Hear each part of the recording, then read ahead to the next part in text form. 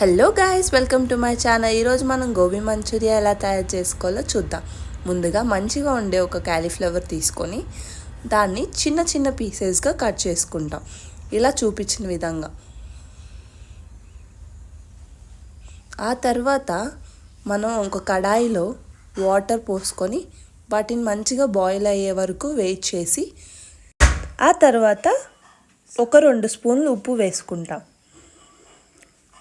దాని తర్వాత ముందుగా తీసి పెట్టుకున్న పీసెస్ని ఆ బాయిల్ అయ్యే వాటర్లో వేసేసి మంచిగా మరగనియాలండి.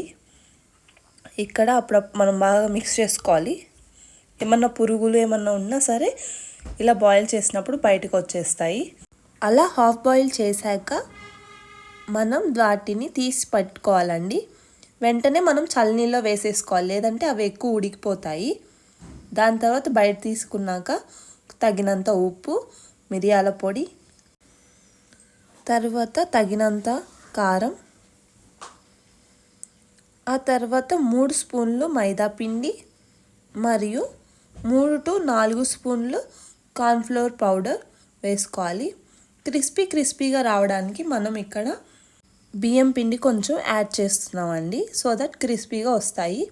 వీటిని ఎక్కువ వాటర్ వేయకుండా లైట్గా వేసుకొని మిక్స్ చేసుకోవాలండి, ఎక్కువ వాటర్ వేయకూడదు. ఆ తర్వాత ప్యాన్ తీసుకొని ఆయిల్ వేడయ్యే వరకు ఉంచి దాని తర్వాత మనం ముందుగా తీసి పెట్టుకున్న దాన్ని దీంట్లో ఇలా వేసుకుంటామండి. చూసారు కదండి, ఇలా క్రిస్పీగా గోల్డెన్ బ్రౌన్ వచ్చే వరకు మనం దాంట్లో డీప్ ఫ్రై చేసుకోవాలి. ఆ తర్వాత ఇంకొక ప్యాన్ తీసుకొని ముందుగా తరిగి పెట్టుకున్న వెల్లుల్లిపాయలు మరియు ఆనియన్స్ వేస్తామండి. ఆ తర్వాత చిల్లీ, పచ్చిమిర్చి అండి. ఆ తర్వాత వాటిని బాగా మిక్స్ చేసాము, ఫ్రై చేయాలి.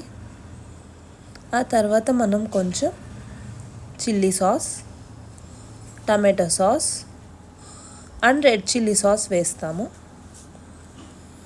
ఆ తర్వాత 3 వేసాక మీ ఇంట్లో సోయా సాస్ ఉంటే వేసుకోండి, మాది అయిపోయింది. సో వాటిని బాగా మిక్స్ చేసుకొని, చూసారు కదా, మీకు స్పైసీ సరిపోలేదంటే కొద్దిగా ఉప్పు, కొద్దిగా మిరప్పొడి యాడ్ చేసుకోండి. సో మనకు సరిపడా యాడ్ చేసుకోండి. దాని తర్వాత మనం ముందుగా తీసి పెట్టుకున్న ఫ్రైని దీంట్లో వేసేస్తామండి. వేసేసి మంచిగా మిక్స్ చేసుకోవాలి, బాగా మిక్స్ చేసుకోవాలండి.